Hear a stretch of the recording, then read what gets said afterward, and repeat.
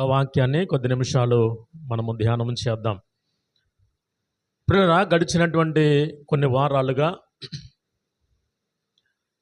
దేవుని వాక్యాన్ని మనము ధ్యానం చేస్తూ ఒక విషయాన్ని మనం ఆలోచన చేస్తూ ఉన్నాం. దేని గురించి మనం ధ్యానం చేస్తున్నాం అమ్మా? హృదయము గురించి. హృదయము ఎలా ఉంటుందో, హృదయములో ఏమేమి ఉంటాయో, చాలా విషయాలు దాదాపుగా హృదయాన్ని గురించి కొన్ని వారాలుగా మనము ధ్యానం చేస్తూ ఉన్నాం. అయితే ఈ సమయంలో దేవుని వాక్యాన్ని మనం ధ్యానం చేస్తూ ఉన్నప్పుడు ఏ హృదయములో ఏముంటుంది, ఎలాంటి హృదయముతో మనం ఉంటున్నాం, లేక ఏ ఏ హృదయాలలో ఏమేమి ఉంటాయి, ఏంటంట ఏ ఏ హృదయాలలో ఏమేమి ఉంటాయి అంటే ఏ హృదయంలో ఏముంటుంది. ఈరోజు కొన్ని హృదయాలు దేవునికి ఇష్టమైనటువంటి హృదయాలు ఉన్నాయి, దేవునికి ఇష్టము లేనటువంటి హృదయాలు కూడా మనం చూస్తూ ఉన్నాం. ఈరోజు ముఖ్యంగా ఏ హృదయాల్లో ఏ ఏ విషయాలు ఉంటాయో, లేక ఎలాంటి సందర్భాలు కలిగిన హృదయాలు ఉన్నాయో కొన్ని విషయాలు ఈ రోజున మనము ధ్యానం చేద్దాం. పిల్లల ఈ సమయంలో దేవుని వాక్యంలోనికి మనం వెళ్దాం. చూడండి ఒకసారి సామెతల గ్రంథము 12వ అధ్యాయము.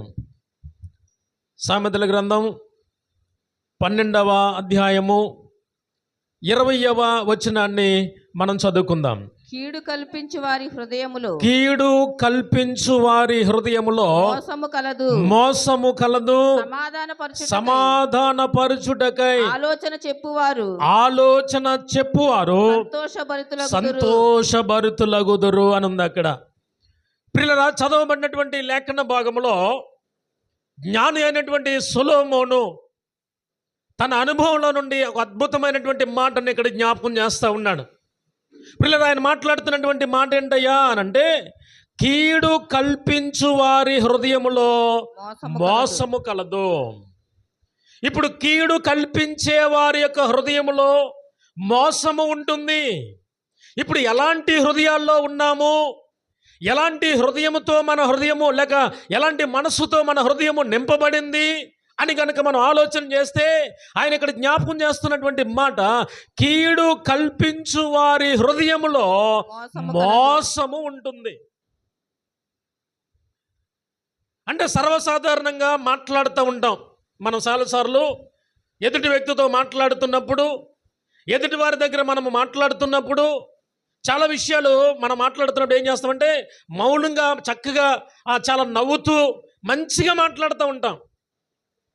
మన హృదయములో ఉన్నటువంటి అంతరంగము అవతల వ్యక్తికి తెలియదు గనుక, మన హృదయంలో ఉన్నటువంటి ఆలోచన అవతల వ్యక్తి గ్రహించలేడు గనుక, మన పెదవులలో, మన నోటి ముఖం మీద దగ్గర ఏమంటే ఒకవేళ ఒక చిరునవ్వు నవ్వుతూ చాలా విషయాలు మాట్లాడుతూ ఉండవచ్చు.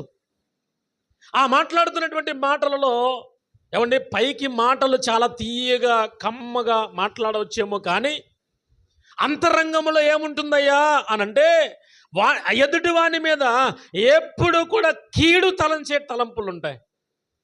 ఎప్పుడు కూడా కీడే మాట్లాడేటువంటి ఆలోచన కలిగి ఉంటారు. ఇప్పుడు ఇక్కడ అంటున్నటువంటి మాట ఏంటయ్యా అనంటే, కీడు కల్పించే వారి యొక్క హృదయములో ఏముంటుందయ్యా అనంటే మోసం ఉంటుంది.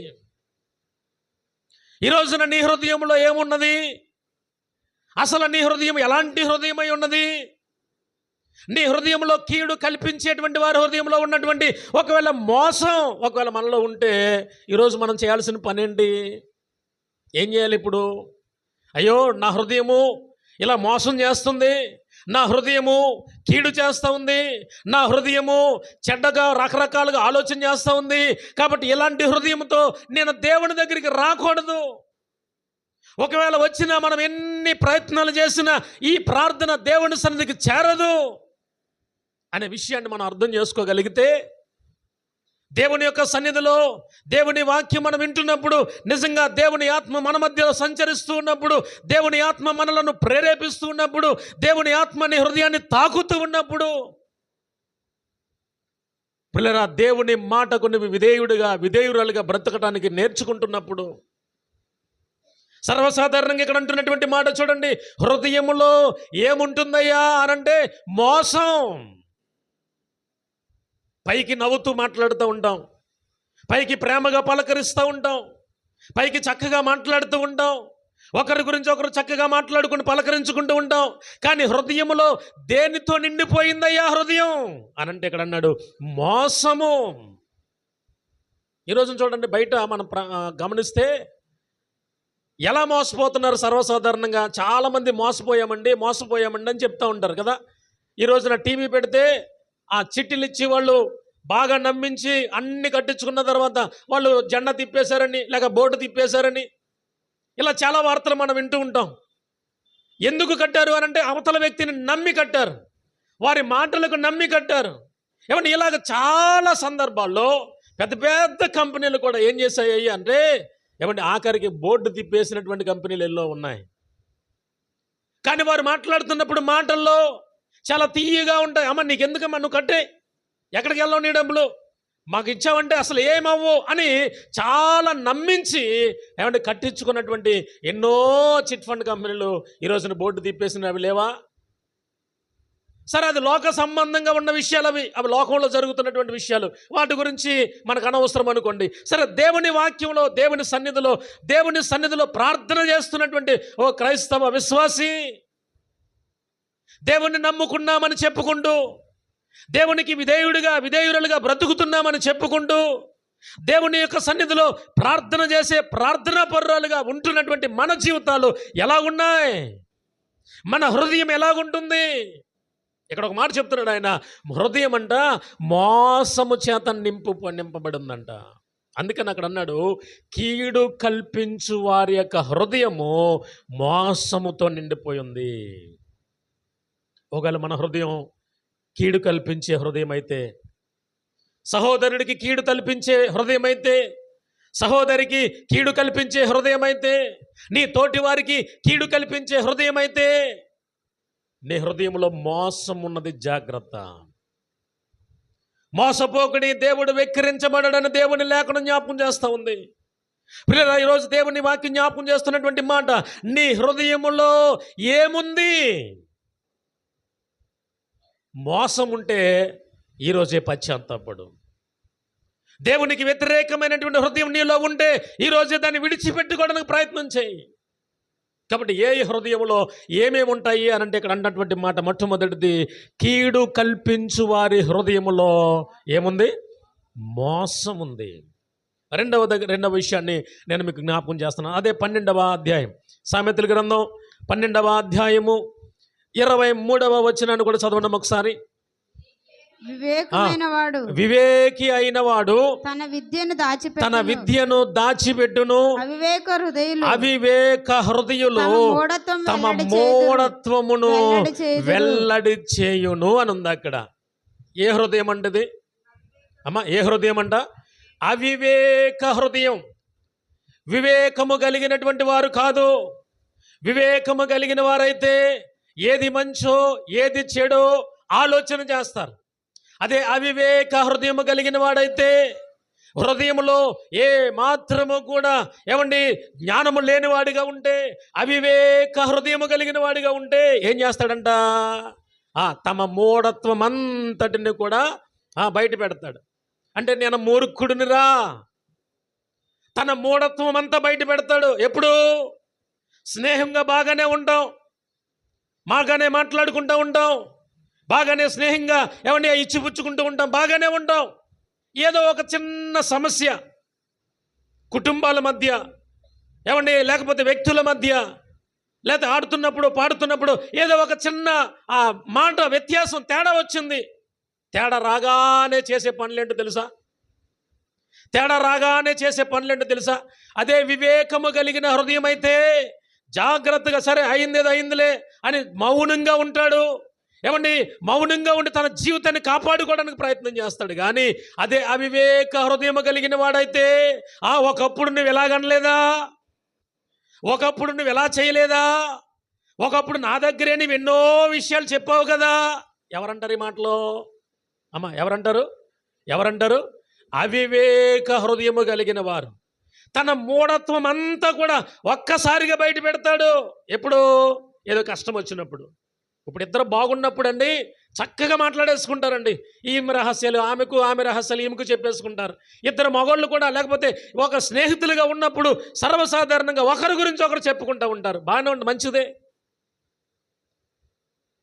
అయితే స్నేహం అనేది కలకాలం, లేకపోతే బంధుత్వం అనేది జీవితాంతం కొన్నిసార్లు ఉండకపోవచ్చు.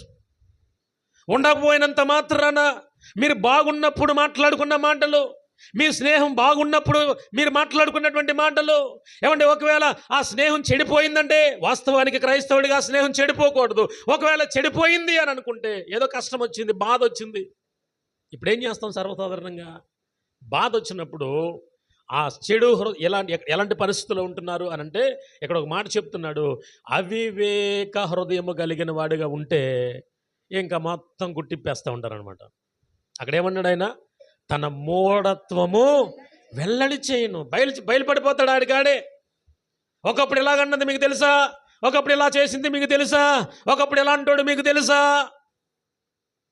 అంటే హృదయంలో అవివేక హృదయము కలిగిన వాడిగా ఉంటే వాడు చేసే పని లేక ఆమె చేసే పని ఏంటయ్యారంటే తన మూఢత్వం అంతా కూడా వెల్లడి చేసుకుంటా తిరుగుతూ ఉంటారు. ఈరోజు నీ హృదయం ఎలాంటిది? అవివేక హృదయాలుగా ఉన్నావా? ఇన్ని సంవత్సరాలుగా దేవుని వాక్యాన్ని విన్నావు, ఎన్నో సంవత్సరాలుగా దేవుని సన్నిధికి వస్తూ ఉన్నావు. ఇప్పటికి నీవు నేర్చుకుంటున్నది ఏమి నేర్చుకుంటున్నావు? దేవుని సన్నిధికి వస్తున్నాము, కాసేపు కూర్చుంటున్నాము, పాటలు పాడుతుంటే చప్పట్లు కొడుతున్నావు, ఏమండి వాక్యం చెప్తుంటే ఏదో ఆ కునిపాటలు పడతానో, తుమ్ముతానో, మూలుగుతానో, ఏదో వాక్యం వినేసాం, ఆమె అనగానే లేచి వెళ్ళిపోయాం, అంతేనా? దానికోసమైనా మనం దేవుని మందిరానికి వచ్చేది. దేవుని మందిరంలో మనం ఎలాగో ఆరాధన చేయాలి, దేవుని మందిరంలో ఎలాగున స్తుతించాలి, దేవుని మందిరంలో ఏ హృదయంతో దేవుని ఆరాధన చేయాలి, ఈ విషయాలేమి మనకు పట్టదా? ఈ విషయాల్లో మనము సరైనటువంటి అవగాహన తెలుసుకోవద్దా, నేర్చుకోవద్దా? సోదరుడా, సోదరి, వస్తున్నాము వెళ్ళిపోతున్నాము అంటే దానివల్ల నీకు నాకు ఏమీ ప్రయోజనం లేదు. వచ్చినటువంటి నీవు ఆశీర్వాదకరమైన పాత్రగా మార్చబడి నీవు ఇంటికి వెళ్ళాలి. ప్రతి పునరుద్ధాన దినమందు దేవుని మందిరంలో చేరినటువంటి నీ జీవితం ఒక ఆశీర్వాదకరంగా మార్చబడాలి, ఒక దీవెనకరమైనటువంటి పాత్రగా నీవు మార్చబడాలి. కాబట్టి ఈ మధ్యాహ్న కాల సమయంలో ప్రియులారా, ఎలాంటి హృదయంతో నీవు ఉన్నావు అనే విషయాన్ని ఇక్కడ జ్ఞాపకం చేస్తున్నాడు. మొట్టమొదటిది, కీడు కల్పించేటువంటి వారి యొక్క హృదయంలో ఏముందంట? మోసం ఉంది. రెండవదిగా చూస్తే అవివేక హృదయంలో మూఢత్వం ఉంది. మూఢత్వం ఉంది. మూడవదిగా చూడండి, హెబ్రీయులకు రాసినటువంటి పత్రిక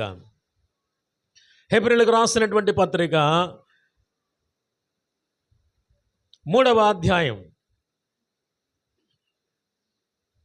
12వ వచనం చదవండి. సహోదరులారా జీవము గల దేవుని విడిచిపోవునట్టి విశ్వాసము లేని దుష్ట హృదయము మీలో ఎవని యందైనను ఒకవేళ ఉండునేమో అని జాగ్రత్తగా చూచుకొనండి అని అన్నాడు. ప్రియులారా, ఇక్కడ చూడండి, దేవుని వాక్యంలో మనం ఆలోచన చేస్తుంటే అపోస్తలుడైనటువంటి పౌలు గారు హెబ్రీ సంఘానికి లేఖ రాస్తూ ఆయన అంటున్నటువంటి మాట ఏంటయ్యా అని అంటే, అయ్యా ఇదిగో మీలో విశ్వాసము లేని ఎలాంటి హృదయం అంట? దుష్ట హృదయం. దుష్టుడు అంటే ఎవరిని అంటారు? దుష్టుడని సాతాన్ని అంటారు. అంటే సాతాను యొక్క గుణాలు లేక సాతాను యొక్క లక్షణాలు మంచివా చెడ్డవా? అమ్మా, మంచివా చెడ్డవా? ఇప్పుడు కుటుంబాన్ని కట్టడానికి దేవుడు ప్రయత్నాలు చేస్తూ ఆదామును తయారు చేసి అవ్వమును తయారు చేసి, అయ్యా ఇదిగో మీరు భూమిని నింపండి, అయ్యా మీరు ఫలించండి, అభివృద్ధి పొందండి, మీరు చక్కగా ఏమండి సమాధానం కలిగిన వారికి ఉండండి అని దేవుడు కుటుంబాలను ఆశీర్వదిస్తూ ఉన్నాడు. దేవుడు కుటుంబాలను కడతా ఉన్నాడు. దేవుడు మరి సాతానుడు చేసే పని ఏంటి? ఆ కుటుంబాల్లో నెమ్మది లేకుండా చేయాలి, ఆ కుటుంబాల్లో సమాధానం లేకుండా చేయాలి, ఆ కుటుంబాల్లో శ్రమలు పెట్టాలి, ఆ కుటుంబాల్లో శోధనకు చెప్పాలి, ఆ కుటుంబాల్లో ఒకరి మీదకి ఒకరు వ్యతిరేక భావం తీసుకురావాలి. ఇది సాతానుడు చేసేటువంటి పని. ఇప్పుడు ఇక్కడ ఒక మాట చెప్తున్నాడు, ఓ విశ్వాసులారా అని మాట్లాడుతూ ఇక్కడ అన్నాడు, జీవము కలిగినటువంటి దేవుణ్ణి విడిచిపోయినట్టి అంటే విడిచిపోయే వాళ్ళు ఎవరు అని అంటే ఇక్కడ అన్నాడు, విశ్వాసము లేని దుష్ట హృదయము మీలో ఉందేమో. అంటే దుష్ట హృదయము, అవిశ్వాసము. ఇక్కడ ఒక మాట చెప్తున్నాడు, దుష్ట హృదయంలో ఎలాంటి విశ్వాసం ఉంటుంది? అవిశ్వాసం ఉంటుంది. విశ్వాసము కలిగిన వాడైతే దుష్ట హృదయంతో ఉండడు, అనగా చెడ్డ హృదయంతో ఉండడు. చెడ్డ హృదయం అంటే ఏంటి అమ్మా? చెడ్డ హృదయం అంటే ఏంటి? చాడీలు చెప్పేవాడు చెడ్డ హృదయం. లేనిపోని ఆలోచనలతో మన మనసంతా నిండిపోయి పాపపు ఆలోచనలతో ఉన్నవాడు వాడు చెడ్డ హృదయం. ఇలా చెప్పుకుంటూ వెళ్తే చెడ్డ హృదయం అంటే చాలా కోణాలు ఉన్నాయి, చాలా విషయాలు ఉన్నాయి. అయితే నేను చెప్తున్నటువంటి మాట ఏంటంటే, ఇక్కడ ఒక మాట అన్నాడు, దుష్ట హృదయంలో ఎలాంటి ఎవరు ఉంటారు అని అంటే అవిశ్వాసముగా ఉంటారు. 3 మాటలు చెప్పాను. మొట్టమొదటిది, కీడు కల్పించు వారి హృదయంలో ఏముంటుంది? మోసం ఉంటుంది. రెండవది, అవివేక హృదయంలో ఏముంటుంది? మూఢత్వం ఉంటుంది. మూడవది, దుష్ట హృదయంలో ఏముంటుంది? అవిశ్వాసం ఉంటుంది. అందుకని ఆయన అన్నాడు, ఏమని చెప్తున్నాడు ఆయన? విశ్వాసము లేని దుష్ట హృదయము మీలో ఎవని యందైనా ఉన్నదేమో జాగ్రత్తగా చూసుకో. ఒకవేళ ఎవరి దగ్గరైనా దుష్ట హృదయం ఉందేమో, ఎవరైనా చెడు ఆలోచనలు కలిగిన వారుగా ఉన్నారేమో, ఒకవేళ హృదయం చెడిపోయి ఉందేమో, అలాగుండి దేవునికి విరోధంగా మనం జీవిస్తూ, అలాగుండి దేవుని నామాన్ని అవమానపరుస్తూ, అలాగనే జీవిస్తూ ఏదో వచ్చేసి వెళ్ళిపోతూ ఉంటే ప్రియులారా, ఆ హృదయము వలన నీవు అవిశ్వాసగానే ఉంటావు తప్ప విశ్వాసగా నీవు అభివృద్ధిలోనికి రాలేవు. కాబట్టి ఇక్కడ నేర్చుకుంటున్నటువంటి మాట 3 హృదయాల గురించి నేను చెప్పాను. ఏ హృదయంలో ఏముంటుంది? మొట్టమొదటిది, కీడు కల్పించే వారి హృదయంలో మోసం ఉంటుందని నేర్చుకున్నాం. రెండవది, అవివేక హృదయంలో ఏమండి మూఢత్వం ఉంటుందని నేర్చుకున్నాం. దుష్ట హృదయంలో అవిశ్వాసం ఉంటుందని నేర్చుకుంటున్నాం. అయితే చూడండి, ఇంకొక మాట కూడా చదువుకుందాం. సామెతల గ్రంథము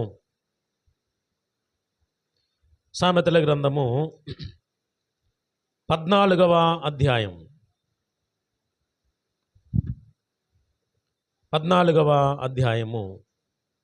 33వ వచనాన్ని చదవండి ఒకసారి.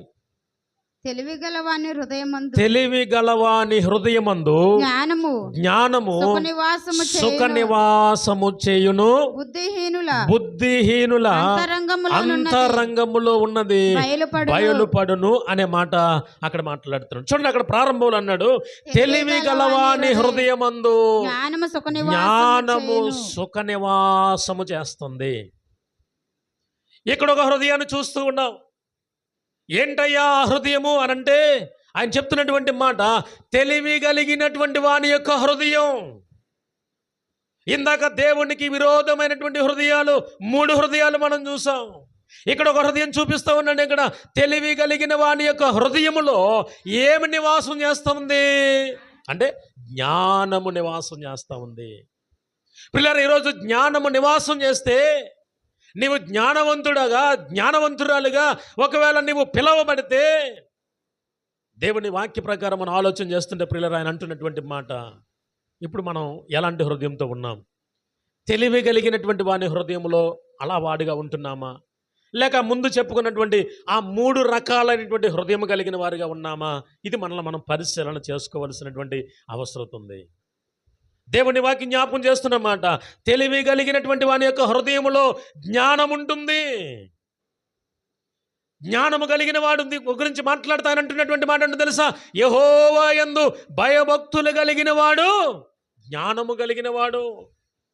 యెహోవా యందు భయభక్తులు నిలుపుతున్నటువంటి వాడు జ్ఞానము కలిగిన వాడు. ఇప్పుడు జ్ఞానము ఎక్కడుంటుంది అంటే దేవుని యందు భయభక్తులు నిలిపిన వాడి దగ్గర జ్ఞానం ఉంటుంది. ఇప్పుడు ఇక్కడ ఈయన కూడా ఒక మాట చెప్పాడు, సొలొమోను గారు రాస్తూ ఏమంటున్నాడు అని అంటే, తెలివి కలిగిన వాని యొక్క హృదయం ముందు జ్ఞానము సుఖ నివాసము చేస్తుంది. ఇంకో మాట కూడా చూస్తారా? అదే సామెతల గ్రంథం 15వ అధ్యాయము 13వ వచనం కూడా చూడండి ఒకసారి. సంతోష హృదయము ముఖమునకు తేటనిచ్చును, మనోదుఃఖము వలన ఆత్మ నలిగిపోవును అనుంది అక్కడ. చూడండి ఏం చెప్తున్నాడు ఆయన. చూడండి ఆయన అన్నటువంటి మాట, సంతోష హృదయము ముఖమునకు తేటనిచ్చును. అంటే సంతోష హృదయం ఎలా ఉంటుంది? సంతోష హృదయమందు ఏమండి వాని యొక్క ముఖం ఎలా ఉంటుంది అని అంటే అక్కడ అంటున్నటువంటి మాట తేటగా కనబడుతుందంట. ఇప్పుడు ఒక మాట మనం అర్థం చేసుకుంటే, ఇప్పుడు మన పిల్లలు ఒకవేళ 10th క్లాస్ ఎగ్జామ్ రాశారు. ఎగ్జామ్ రాసిన తర్వాత వాడు చక్కగా పాస్ అయ్యాడు, ఒక ఉన్నత మంచి మార్కులతో పాస్ అయ్యాడు. ఆడు ఇంటికి వచ్చేటప్పుడు ఎలా వస్తాడు చెప్పండి అమ్మ? ఎలా వస్తాడు? సంతోషంగా వస్తాడా లేకపోతే నీరసంగా వస్తాడా? అంటే వాడు చక్కగా పాస్ అయినందువలన వాడు ఏమవుతున్నాడు అంటే ముఖం, నేను పాస్ అయ్యాను అనేటువంటి ఆ సంతోషంతో వాడు వస్తున్నప్పుడు వాడి ముఖం ఆటోమేటిక్గా మనకు అర్థమైపోద్ది. అదే ఫెయిల్ అయిపోయాడు అనుకోండి, ఫెయిల్ అయిపోయినాడు ఇంటికి వస్తే, ఇంటికి రాగానే తల్లిదండ్రులు రా ఏమైంది రాసావు కదా అని అనగానే వీడు నవ్వుతూ డాడీ ఫెయిల్ అయిపోయింది డాడీ అంటాడా? అమ్మా నవ్వుతూ చెప్తాడా? ఎలా చెప్తాడు అమ్మా? ఎలా చెప్తాడు? అంకాడి మొఖం చూడలేం. ఏమంటే ఏమంటారా భయం. సంవత్సరం అంతా ఫీజులు కట్టి మనకు కావలసిన పొద్దున్న లేచి క్యారేజీలు పెట్టి ఎంతగానో మన కొరకు ప్రయాసపడి ఏమంటే మనల్ని చదివించడానికి ప్రయత్నం చేస్తే ఈడిలాగా ఫెయిల్ అయిపోయి వచ్చాడని తెలియగానే నిజంగా వాడు కూడా ముఖం ఇలా డేలా పెట్టుకుని వస్తూ ఉంటాడు. ఇప్పుడు మనం ఆలోచన చేయాలి. ఇక్కడ ఒక మాట చెప్పాడు, సంతోషము కలిగినటువంటి వాడి యొక్క హృదయమందు ఏం కనబడుతుందయ్యా అనంటే వాడి ముఖమునందు తేటతనం కనబడుతుంది.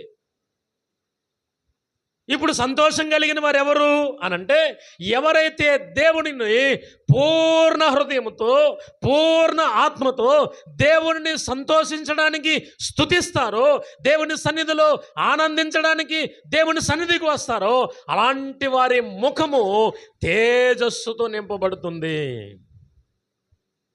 వాస్తవానికి మనం ఇంటి దగ్గర బయలుదేరేటప్పుడే ఈరోజు ఆదివారం దేవుని సన్నిధిలో ఆరాధన చేయడానికి వెళ్తున్నాను, దేవుని సన్నిధిలో నేను స్తుతించడానికి వెళుతున్నాను, దేవుడు ఏ వాక్యం నాతో మాట్లాడటానికి సిద్ధపడుతున్నాడు, దేవుని సన్నిధిలో ఎవరైనా పాట పాడితే నేను కూడా పరవశించి పాడాలి, ఎవరైనా ప్రార్థన చేస్తే ఆ ప్రార్థనను నేను ఏకీభవించాలి, వాక్యాన్ని నేను వింటున్నప్పుడు అది జుంటె తేనె దారలకలే అది మధురంగా నాకు ఉండాలి, అది క్రొవ్వు మెదడు దొరికినట్లుగా ఆ వాక్యాన్ని దాన్ని నేను అన్వయించుకోవాలి అనే మనస్సుతో ఎవరైతే దేవుని మందిరానికి వస్తారో ప్రియులారా వాళ్ళు సంతోషము కలిగిన హృదయంతో దేవునికి మందిరానికి వచ్చేవారు.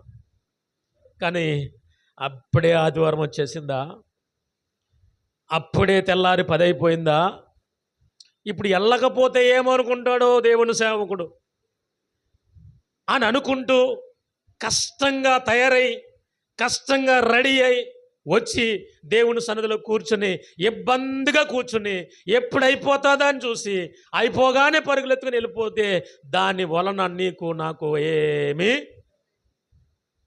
కాబట్టి ఈరోజు మనం నేర్చుకోవాల్సిన విషయం, జ్ఞానైన సొలొమోను ద్వారా ఆయన మాట్లాడుతున్నటువంటి మాట, సంతోష హృదయమందు ఏమంటే ఏం జరుగుతుందంటే వాని ముఖమునందు తేటతనం కనబడుతుంది.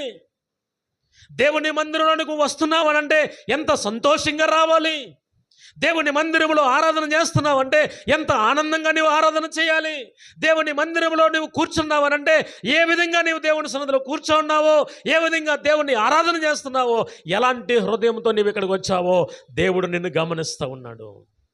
అయితే ఎప్పుడులేరా నీ హృదయము సంతోషముతో నిండిపోయి ఉంటే నీ ముఖములో తేటతనం కనబడుతుంది, దుఃఖముతో నిండిపోయి ఉంటే నీరసంగా కనబడుతుంది. కాబట్టి ఈ రోజున నీ హృదయం ఎలాగుంది అనే విషయాన్ని వాక్యంలో జ్ఞాపకం చేస్తున్నాం. చివరిగా ఇంకొక మాట, 119వ కీర్తన 161వ వచనం చదువుకుందాం. అధికారులు నిర్నిమిత్తముగా నన్ను తరుముదురు అయినను నీ వాక్య భయము నా హృదయమందు నిలుచుచున్నది అనే మాట అక్కడ మాట్లాడుతూ ఉన్నాడు. పిల్లలు ఇక్కడ చదవబడిన మాట చూడండి, నిర్నిమిత్తముగా అక్కడ ఉన్నటువంటి మాట, అధికారులు నిర్నిమిత్తముగా నన్ను తరుముతూ ఉన్నప్పటికీ, ఆయన అంటున్నాడు, అయినను నీ వాక్య భయము నీ వాక్యాన్ని నా హృదయములో ఉంచుకున్నాను కదా, నీ వాక్య భయము చేత నా హృదయము ఏం చేస్తుందంట, నిలుచుచున్నది. ఈరోజు దేవుని వాక్యం మన హృదయంలో నిలిచి ఉంటే, అందుకనే యేసు ప్రభు వారు కూడా శరీరధారిగా భూమి మీద ఉన్నప్పుడు ఆయన ఒక మాట అన్నాడు, నా యందు మీరును మీ యందు నా మాటలను నిలిచి ఉన్న ఎడల ఏది ఇష్టమో, అంటే నిలిచి ఉన్న ఎడల దేవుని వాక్యము మన హృదయములో నిలిచి ఉండాలి. ఇక్కడ అంటున్నటువంటి మాట, అధికారులు నిర్నిమిత్తముగా నా మీద పడినప్పటికీ, అధికారులు అనేటువంటి మాట దగ్గర ఒకవేళ మనం ఆలోచన చేస్తే మనకున్నటువంటి కష్టాలు నిర్నిమిత్తముగా మన మీద గేలుబడి చేస్తున్నా, అప్పులోలు నిర్నిమిత్తముగా మన మీద దాడి చేస్తున్నా, శ్రమలు నిర్నిమిత్తంగా మన మీదకి వచ్చిన, ఏమంటే కష్టములు మన మీద దాడి చేసిన, నిందలు అవమానాలు ఇలాంటివన్నీ కూడా నిర్నిమిత్తముగా మన మీద దాడి చేసిన, మన హృదయంలో ఏముంటే మనం భయపడం, వాక్యం ఉంటే. రోగములు నిర్నిమిత్తముగా నీ మీద దాడి చేసిన, నీ హృదయములో వాక్యం ఉంటే ఆయనే గాయం పెడతాడు, ఆయనే ఆ గాయాన్ని మానుపుతాడు అనే మనసు వస్తుంది. లేదనుకోండి, వాక్యం నీ హృదయంలో లేకపోతే ఎలాంటి మనసు వస్తుందో తెలుసా? వారం దేవుని మందిరానికి వెళ్తున్నాను, వారం ప్రార్థన చేస్తున్నాను, ఏంటి దేవుడు ఏం చేశాడు, దేవుడు నన్ను ముట్టుకుంటలేదా, నన్ను స్వస్థపరచట్లేదా, ఇలాగా రకరకాలైనటువంటి ఆలోచన చేత దేవునికి వ్యతిరేకమైనటువంటి మనస్సు మనలోనికి వస్తూ ఉంటుంది. అందుకనే ఈ కీర్తనకారుడు ఏం చెప్తున్నాడు ఇక్కడ అనంటే, అయ్యా నీ వాక్య భయము నా హృదయంలో ఉంది. అందుకనే అదే 119వ కీర్తన 11వ వచనంలో ఆయన ఒక మాట మాట్లాడతాడు. చూడండి, 11వ వచనంలో ఆయన మాట్లాడినటువంటి మాట, అమ్మా నీ ఎదుట నేను పాపము చేయకుండా ఉండునట్లు నా హృదయములో నీ వాక్యమును నేను ఉంచుకొని ఉన్నాను. అంటే మన హృదయంలో పాపము చేయకోకుండా ఉండాలి అని అంటే, మన హృదయంలో దేవుని వాక్యము నిలిచి ఉన్నప్పుడు, దేవుని వాక్యానికి మన హృదయంలో స్థానం ఇచ్చినప్పుడు పాపము చేయడానికి కూడా మనము పరుగులెత్తము. ఇక్కడ ఒక మాట చెప్తున్నాడు ఆయన, ఏమన్నాడు అనంటే, నీ వాక్య భయము చేత నా హృదయమందు నిలుచుచున్నది అనే మాట అక్కడ మాట్లాడుతున్నాడు. కాబట్టి ఇక్కడ మనం నేర్చుకుంటున్నటువంటి మూడు మాటలు ఏంటి అనంటే, మొట్టమొదటిది తెలివి కలిగిన వాని యొక్క హృదయమందు జ్ఞానం ఉంటుంది. రెండవదిగా సంతోష హృదయమందు వాని యొక్క ముఖమునందు తేటతనము కనబడుతుంది. మూడవదిగా దేవుని వాక్య భయము చేత పిల్లరా మనం ఏం చేస్తున్నాము అనంటే, ఆయన చెప్పినటువంటి మాట, నా హృదయమందు నిలుచుచున్నది అనే మాట అక్కడ మాట్లాడుతూ ఉన్నాడు. కాబట్టి ఈ మధ్యాహ్న కాల సమయంలో దేవుని వాక్యాన్ని వింటున్నటువంటి నా ప్రియమైన దైవ జనాంగమా, నీ హృదయం ఎలాంటి హృదయంతో ఉంది? నేను 3 హృదయాలు, కీడు కల్పించే వారి హృదయాలు, మోసము చేసేటువంటి హృదయాలు, మూఢత్వం కలిగినటువంటి హృదయము, అవిశ్వాసము కలిగిన హృదయం చూపించాను. మరొక 3 మాటలు నేను చెప్పాను. ఏంటి అని అంటే, అవి ఏమంటే హృదయమందు జ్ఞానము కలిగినటువంటి హృదయం గురించి మనం నేర్చుకున్నాం. ఏమండి మన ముఖమునందు తేటతనము చూపించే హృదయం గురించి మనం నేర్చుకున్నాం. దేవుని వాక్యమును మన హృదయమందు ఉంచుకొని ధైర్యంగా ఉండగలిగినటువంటి హృదయాన్ని గురించి మనం నేర్చుకున్నాం. కాబట్టి ఈ సమయంలో దేవుని వాక్యాన్ని వింటున్నటువంటి మనము ఎలాంటి హృదయంలో మనం ఉన్నాం, ఏ హృదయంలో ఏముంటుంది అనే విషయాన్ని మనం ఆలోచన చేస్తున్నప్పుడు, ఇదిగో లోకానుసారమైనటువంటి హృదయంలో ఏమంటే మోసం ఉంటుంది, లోకానుసారమైనటువంటి హృదయంలో మూఢత్వం ఉంటుంది, లోకానుసారమైనటువంటి హృదయంలో అవిశ్వాసం ఉంటుంది. అదే దేవుని యందు నువ్వు భయభక్తులు కలిగిన వాడిగా ఉంటే నీ హృదయము జ్ఞానముతో నింపబడుతుంది, నీ హృదయము ముఖము తేటతనం తెలియచేస్తుంది, నీ హృదయములో వాక్యము నిలిచి ఉంటుంది. అలా నిలిచి ఉండే విధంగా, ఆ విధమైనటువంటి అనుభవాన్ని నేటి దినాల్లో ఏమండి ఈ నూతన సంవత్సరంలో మనము కూడా అనుభవిస్తూ విశ్వాస జీవితాన్ని కొనసాగించడానికి మన వంతు మనం ప్రయత్నం చేస్తూ ఈ నూతన సంవత్సరంలో నూతన హృదయాన్ని కలిగి, నూతనటువంటి తలంపులు కలిగి విశ్వాస జీవితంలో ముందుకు సాగిపోదాం. అట్టి కృప పరిశుద్ధాత్మ దేవుడు చేరవచ్చిన మనకును మన కుటుంబాలకును అనుగ్రహించి సదాకాలము తోడుగుండి నడిపించునుగాక. ఆమేన్. హాయ్ ఫ్రెండ్స్, రోజు వాకింగ్ చెప్పేశాక ఉండండి ఫ్రెండ్స్. ఛానల్ లైక్ చేయండి, షేర్ చేయండి, కామెంట్ చేయండి, సబ్స్క్రైబ్ చేయండి ఫ్రెండ్స్. Bye friends.